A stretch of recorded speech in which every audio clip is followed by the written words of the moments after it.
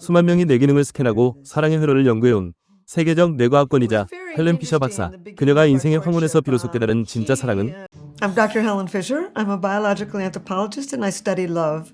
I've written 6 books that sell all over the world on romantic love, how it evolved, what happens in the brain, and why you fall in love with one person rather than another. 많은 이들이 나이가 들면 설렘도 끝난다고 믿죠.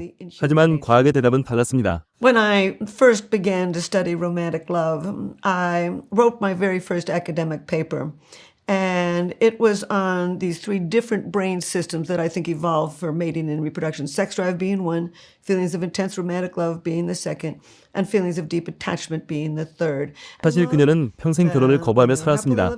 23살에 겪은 아픈 실패 때문이었죠. My colleagues and I have put 17 people into the scanner who were in love long term. These were people all in their 50s and 60s. They kept coming into the lab saying, I'm still in love with her.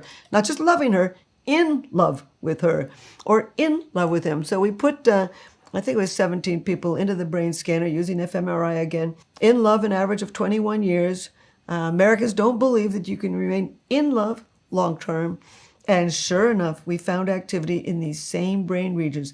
The ventral tegmental area pumps out the dopamine, gives you feelings of intense romantic love. A brain region in the ventral pallidum linked with attachment. A brain region in the hypothalamus linked with the sex drive. And brain regions linked with calm and security.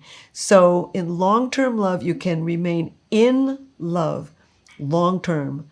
그런 그녀에게 75세가 되던 해 기적 같은 일이 찾아옵니다. You know, I have studied romantic love and attachment for 50 years. Ever since graduate school. And, but I was never really interested in marrying myself. I did marry for about 3 months when I was 23.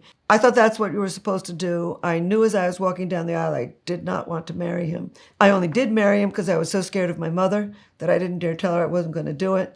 But she was perfectly happy with me divorcing him. She was very sweet about it when the time came. I've had 3 very long-term, very good, happy partnerships. But, and then last summer, I was out to dinner with a friend of mine who I'd been going out with for 5 years. And we were celebrating something, and something important. And he was drinking quite a bit of tequila, and I was drinking some red wine. And he looked at me and he said, I'm going to marry you, Helen Fisher. And I just laughed. And then we were lying in bed, and I whispered to him, I said, you know, you said to me, I'm going to marry you, Helen Fisher. And he turned to me and he said, oh, I must have been drunk. Well, he was joking, but I took him seriously. I said, I'm not going to discuss that again. And the following day, we were walking through the streets in New York, and he looked at me and said, I'm going to marry you, Helen Fisher. And this time, I'm not drunk. And we got married in a field in Montana last summer, and then took a 2-week honeymoon. And instantly I saw how important this was. You know, you walk into a hotel and you say, well, we're on our honeymoon. Instantly, people respond. It's so meaningful to people. And I found it about a week ago. On the note, it said, I married for adventure. He married for union. And I looked at that note and I realized I found union and he found adventure. And I've asked him many times, how is it different? And he says to me, it's richer, it's deeper.